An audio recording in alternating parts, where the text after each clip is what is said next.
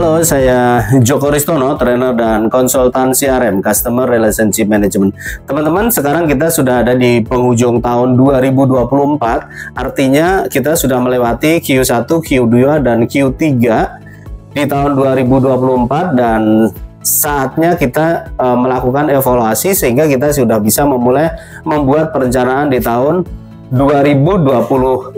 Nah, berkaitan dengan pengelolaan pelanggan, apa saja yang perlu dievaluasi setelah kita melewati 3 kuartal? Nah, pertama tentu saja sales, pencapaian penjualan. Nah, pencapaian penjualan apakah sesuai target atau justru melampaui atau kurang dari target? Nah, kita bisa melakukan review baik secara total, per bagian atau bahkan sampai ke per unit atau misalnya per salesperson. Nah, itu penjualan. Nah, berkaitan dengan program-program pengelolaan pelanggan yang sudah direncanakan untuk tahun 2024, program apa saja yang dulu direncanakan dan sekarang kita bisa lihat apakah itu bisa dijalankan sesuai rencana atau justru ada yang perlu dilakukan improvement untuk nanti di tahun 2025.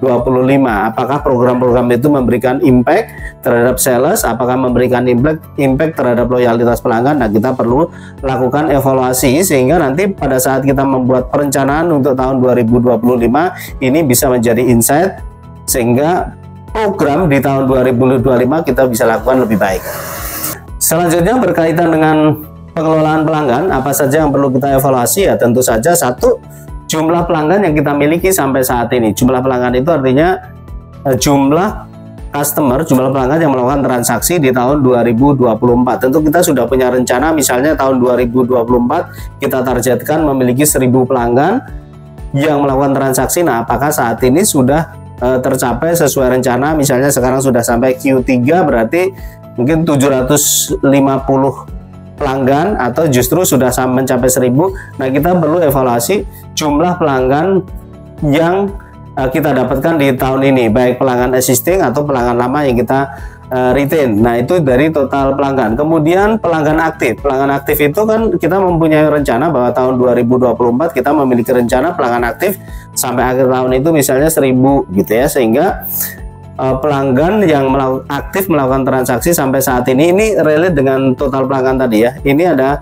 berapa. Kemudian pelanggan baru. Nah, kita bisnis kan dari pelanggan existing plus mencari pelanggan baru. Nah, kita targetkan di tahun 2024 kemarin dari 1000 pelanggan misalnya, itu dari pelanggan existing 750, dari pelanggan barunya 250. Misalnya polisinya seperti itu, maka kita bisa lihat apakah betul kita sudah merealisasikan akuisisi pelanggan sebanyak 250.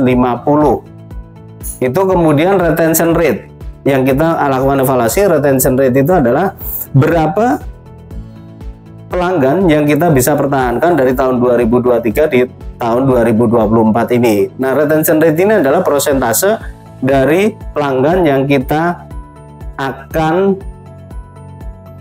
pertahankan. Sebagai contoh, kalau misalnya tahun 2023 kita punya 1000 pelanggan, nah 1000 pelanggan di tahun 2023 itu berapa yang akan kita pertahankan? Kalau misalnya separuhnya, berarti retention rate yang kita targetkan adalah 50%. Kalau misalnya kita mempertahankan 750, berarti retention rate kita adalah 75%. Nah, di tahun 2024 teman-teman merencanakan retention rate-nya berapa? Apakah 50%? 40%, 75%. Nah, itu kita evaluasi sampai saat ini berapa pelanggan di tahun 2023 yang kita bisa pertahankan dan tetap melakukan transaksi tahun 2024. Jadi retention rate ini berapa? Kemudian berkaitan dengan pelanggan, dalam pengelolaan pelanggan itu juga ada yang namanya aktivasi pelanggan. Aktivasi pelanggan itu kalau dari tadi total pelanggan yang kita targetkan di tahun 2024 misalnya 1000, dari pelanggan barunya 250, dari pelanggan existingnya 600, dari pelanggan lama yang tidak aktif kita aktivasi 150, maka pelanggan yang kita aktivasi sampai saat ini berapa? Apakah sesuai rencana 150 atau belum? Nah, itu kita bisa lakukan evaluasi, sehingga evaluasi sejauh ini adalah berkaitan dengan jumlah pelanggan, mulai dari total pelanggan, pelanggan aktif, pelanggan yang kita retensi atau retention rate, kemudian pelanggan barunya berapa, dan terakhir berkaitan dengan pelanggan, berkaitan dengan kegiatan sales yang kita berhubungan dengan pelanggan adalah closing rate. Closing rate kita kan kita punya target nih bahwa closing rate kita 20% gitu. Closing rate itu kalau misalnya kita menawarkan 100 kepada 100 orang, 10 yang deal berarti closing rate kita 10 per 100 berarti 10%. Nah, apakah closing rate tahun ini tercapai atau di bawahnya atau bahkan melampaui dari target? Itu termasuk yang kita lakukan evaluasi. Nah, dari poin-poin yang kita evaluasi itu akhirnya kita bisa membuat perencanaan di tahun 2025. Misalnya perencanaan 2025 nanti sebagai policy, total sales kita itu akan dikontribusi dari pelanggan baru berapa, pelanggan existing berapa.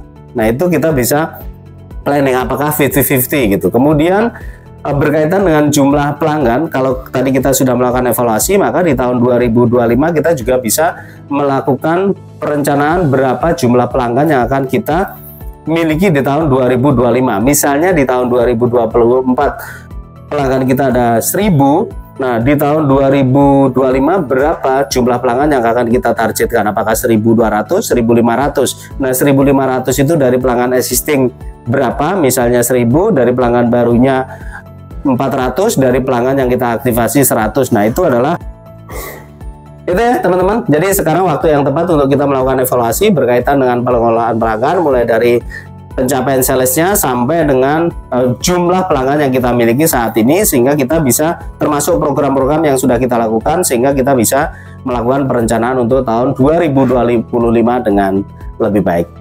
Semoga menginspirasi, sukses untuk kita semua. Terima kasih.